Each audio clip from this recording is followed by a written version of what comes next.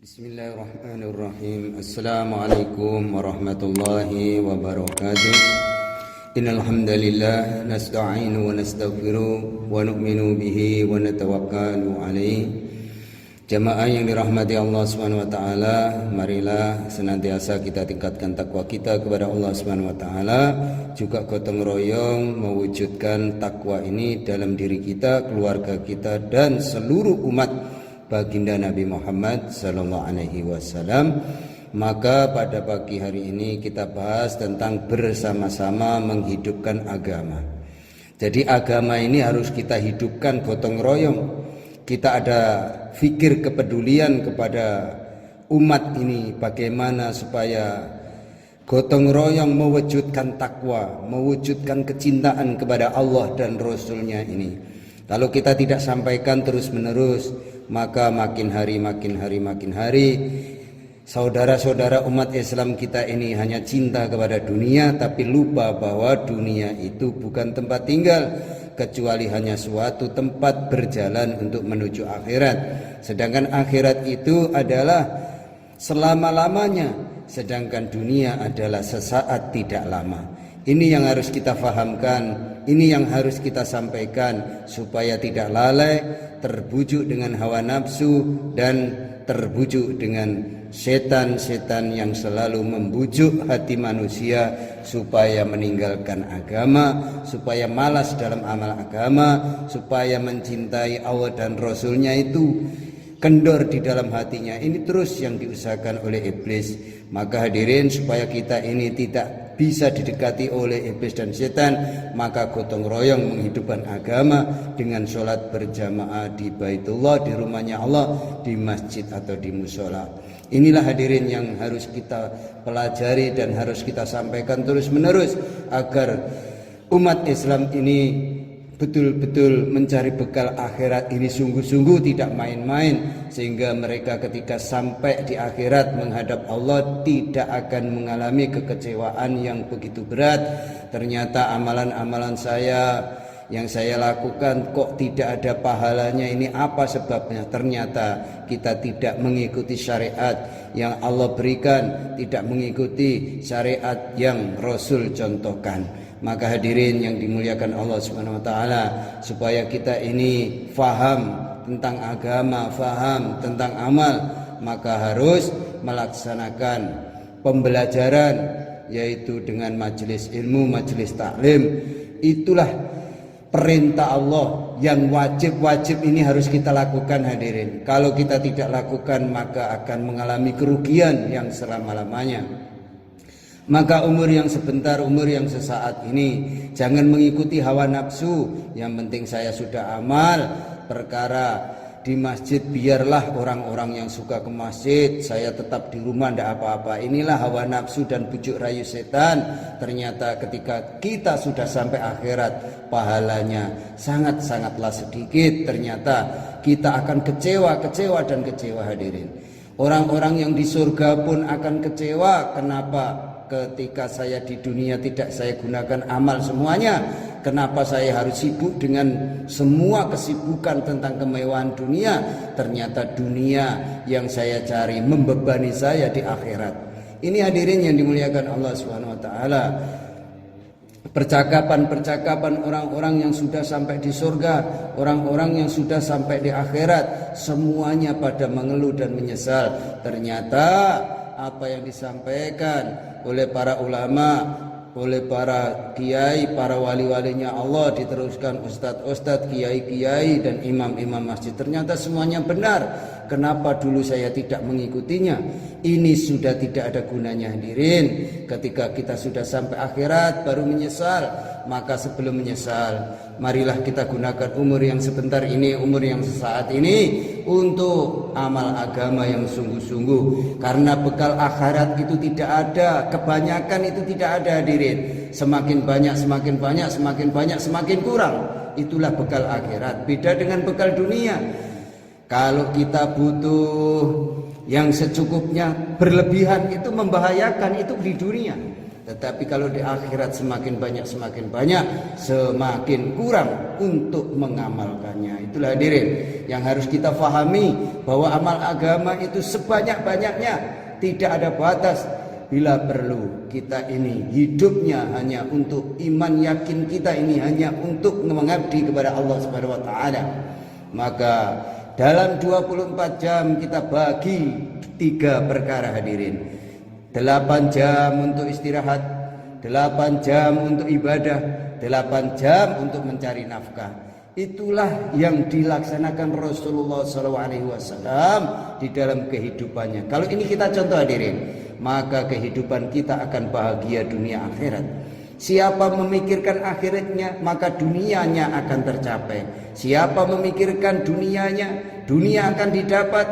Itu pun tidak banyak, itu pun tidak lama, itu pun sedikit. Itu kalau usaha dunia hadirin. Tetapi kalau usaha akhirat kita sedikit, tapi dapatnya banyak, dan itu selama-lamanya. Yang ini harus kita pahami hadirin. Kalau dunia kita usaha dapatnya sedikit, tidak lama, dan tidak puas hadirin. Tetapi kalau kita ini mencari bekal akhirat, maka usaha akhirat yang kita laksanakan sedikit, dapatnya banyak dan selama-lamanya. Dan ini harus kita tancap di dalam hati hadirin, supaya amal agama ini sungguh-sungguh, tidak malas-malas, tidak asal-asalan, sehingga kita tidak akan kecewa ketika kita sudah sampai ke negeri akhirat, sampai dihantar ke kuburan kita masing-masing. Semakin hari semakin bertambah umur kita, semakin dekat perjalanan kita untuk sampai ke akhirat hadirin. Itulah yang harus kita fahami, supaya kita ini tidak berhandai-handai, berlandai-landai, bermalas-malas dalam mengamalkan agama.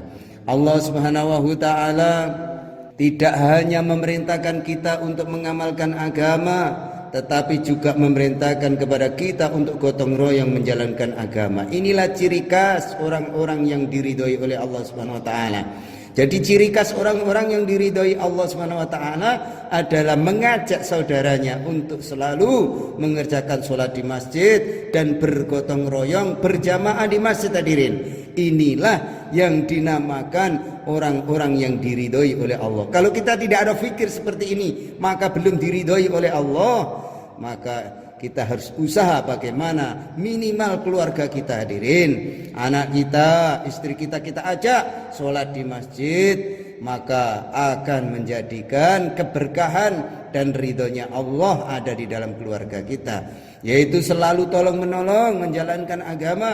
Dan di antara sifat-sifat orang yang dimurkai oleh Allah, yaitu selalu mengganggu orang menjalankan agama. Jadi kalau orang ada dakwah kita tidak senang, ini adalah orang-orang yang tidak diridhoi oleh Allah. Sifat-sifat yang dimurkai oleh Allah. Ketika ada saudara kita beramal agama, hati kita tidak senang. Ini adalah sifat-sifat orang yang dimurkai oleh Allah, yang selalu mengganggu saudaranya untuk beramal. Ini maka orang-orang yang dimurkai oleh Allah. Orang kalau sudah dimurkai oleh Allah, ini adalah bahaya hadirin. Bahaya sekali dibanding dengan dunia dan isinya ini. Kebahayanya adalah orang yang tidak suka dengan orang yang mengamalkan agama, tidak suka dengan orang yang mendakwakan agama, tidak suka dengan orang-orang yang mengajak orang selalu mencintai masjid. Ini sifat-sifat yang dimurkai oleh Allah. Maka hilangkan dalam diri kita, dalam sifat-sifat kita. Maka sifat kita harus kita rubah, bagaimana kita mencintai umat ini, supaya kita mencintai seluruh umat Islam ini, sehingga kita akan dapat ridhonya Allah. Inilah sifat-sifat yang mulia hadirin. Kalau kita tidak ada rasa suka terhadap saudara-saudara kita, maka kita digolongkan orang-orang yang mempunyai sifat buruk di hadapan Allah Subhanahu wa taala.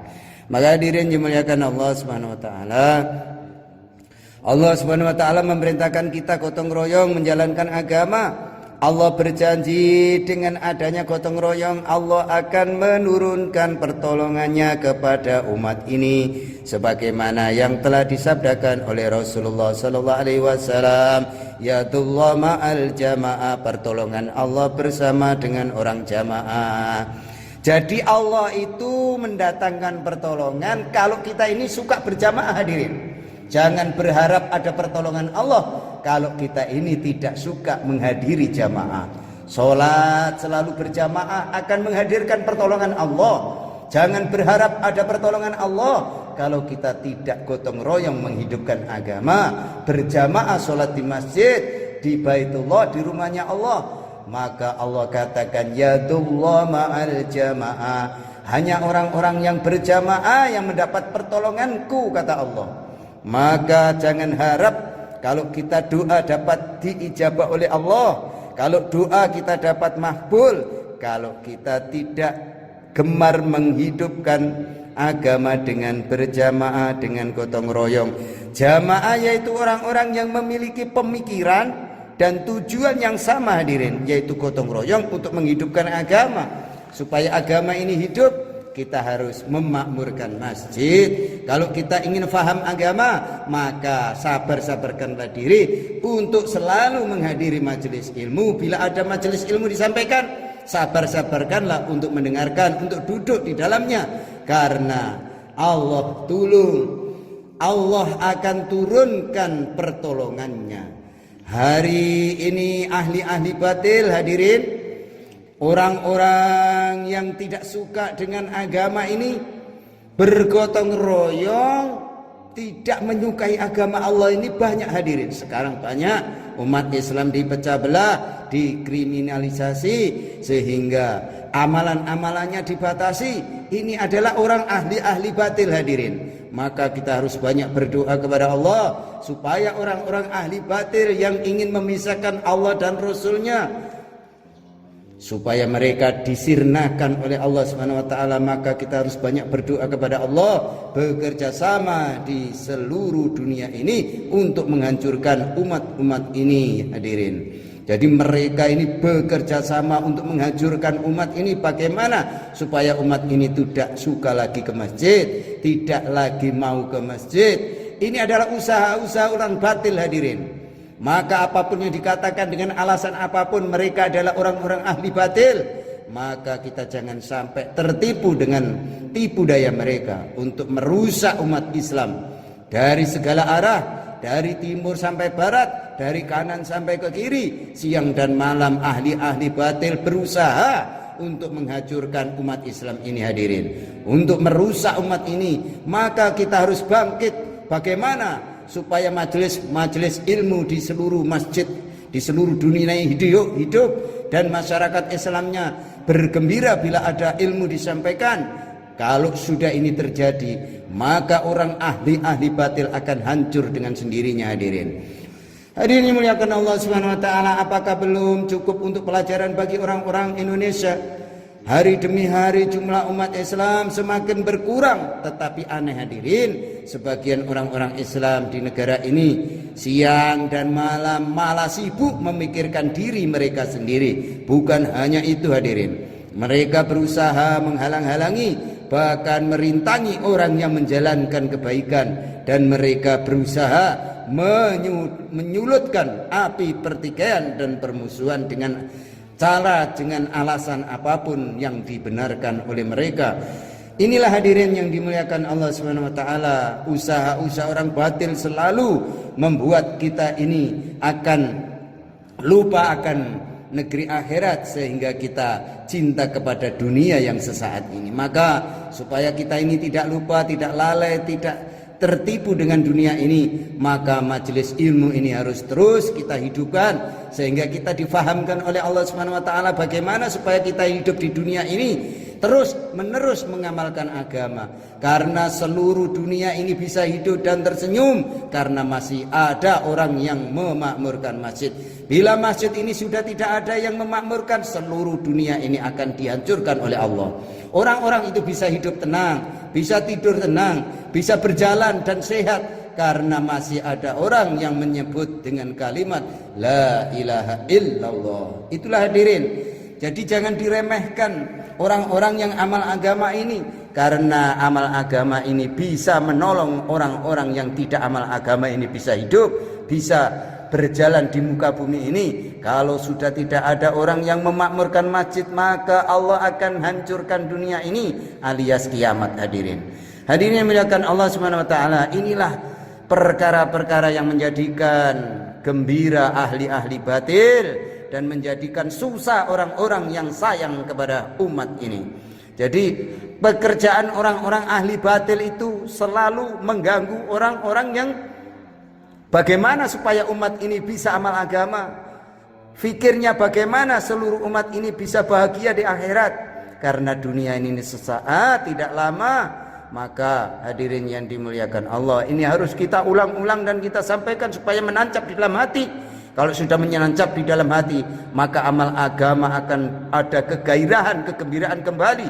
Sehingga masjid-masjid ini kalau sudah penuh dengan jamaah, maka seluruh umat ini akan diberi kebahagiaan karena dalam ridhonya Allah Subhanahu wa taala. Hadirin yang muliakan Allah Subhanahu wa taala, mengapa Allah mensyariatkan kita harus Jumatan tiap minggu, dan mengapa pula Allah mensyariatkan harus berjamaah?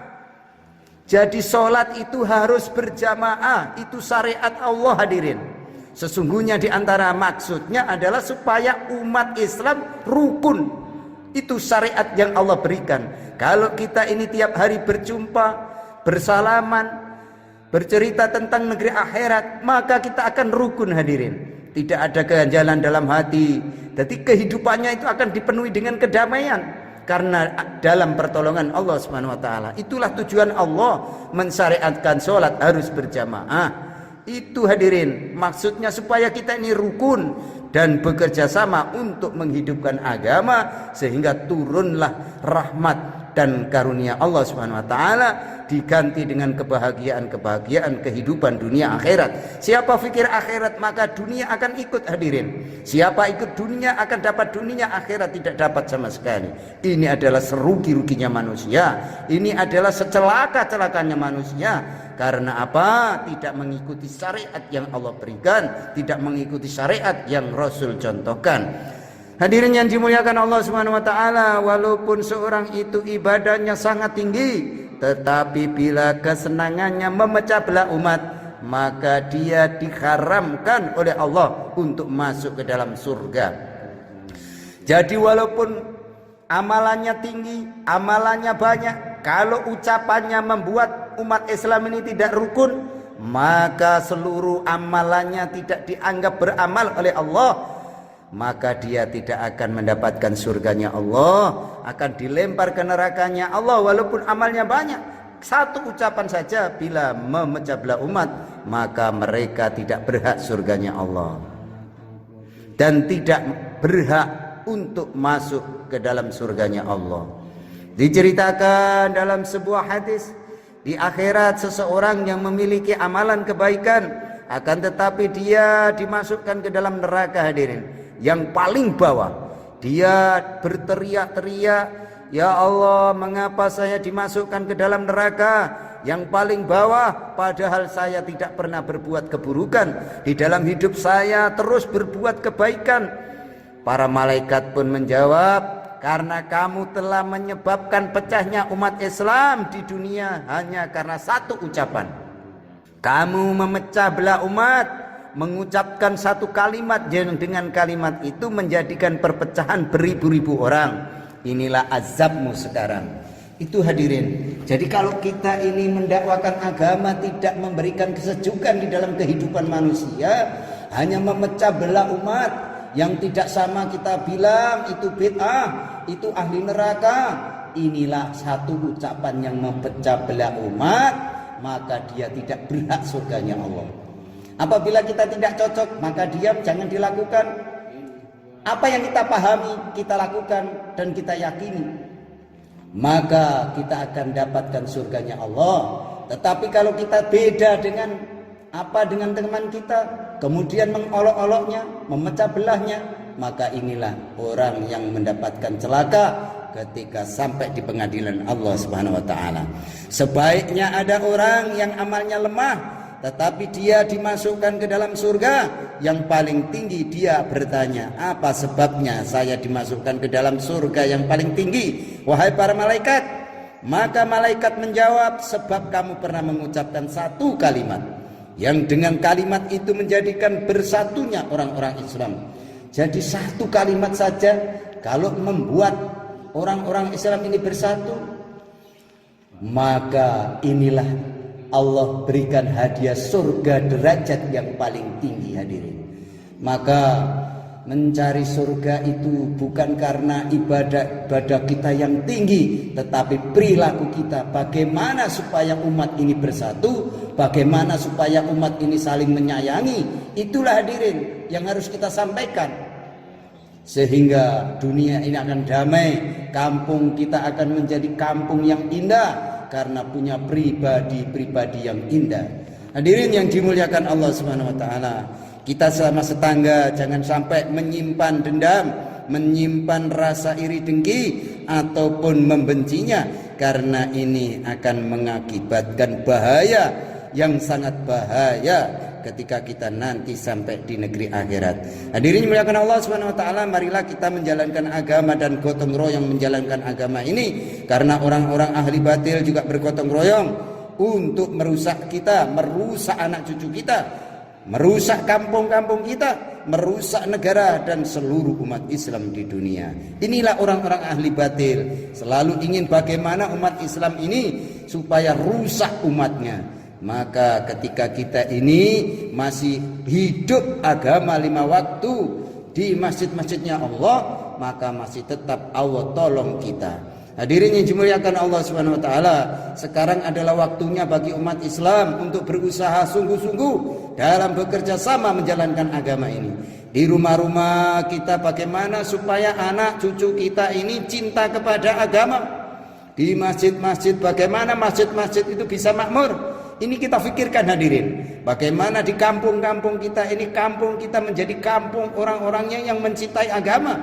Di negara ini seluruh umat Islam di dunia ini bekerja sama untuk menghidupkan agama Allah Subhanahu wa taala, sehingga umat ini selamat dalam menjalankan agama dan masuk surga dengan berbondong-bondong, dan orang-orang bertakwa kepada Tuhannya dibawa ke dalam surga berombong-rombongan. Itulah hadirin, kalau kita takwa, kita selalu memikirkan agama ini, maka Allah mengatakan wasiqal ladzina taqaw rabbahum ilal jannati zumara, akan dimasukkan surga dengan berombong-rombongan, dengan berjamaah yang dipimpin oleh baginda Nabi Muhammad sallallahu alaihi wasallam. Kalau kita ingin mendapatkan surga berombong-rombongan yang dimana di dalam jamaahnya Rasulullah,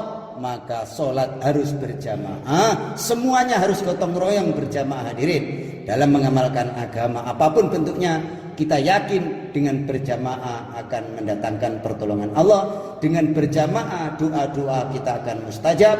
Dengan berjamaah doa-doa kita akan mudah dikabulkan oleh Allah Subhanahu wa taala. Sebabnya kalau kita berdoa tidak mudah terkabul karena kita ini senang sendirian, tidak mau berjamaah. Dengan menghadiri jamaah maka doa-doa kita makbul. Dengan menghadiri majelis ilmu doa-doa kita makbul. Apa sebabnya? Karena kita menghormati agama Allah. Siapa menghormati agamanya Allah akan dihargai oleh Allah, dinilai oleh Allah, sehingga doa-doanya cepat dikabulkan oleh Allah Subhanahu wa taala. Ini hadirin yang dapat kita sampaikan dan kita pelajari tentang bagaimana menjalani kehidupan ini supaya kita ini punya doa yang makbul, punya keluarga yang sakinah, punya keluarga yang selalu dalam ridhonya Allah. Maka harus kerjasama menghidupkan agama Allah. Mudah-mudahan kita ini diberi kepahaman oleh Allah Subhanahu wa taala, bisa menjalankan agama terus sampai akhir hayat kita, selalu berjamaah di masjidnya Allah, sehingga kita dalam ridhonya Allah, dalam pertolongan Allah Subhanahu wa taala, dalam kehidupan akhirat, dalam kehidupan dunia dan akhirat kita. Demikian kurang lebihnya mohon maaf. Wabillahi taufik wal hidayah. Wassalamualaikum warahmatullahi wabarakatuh.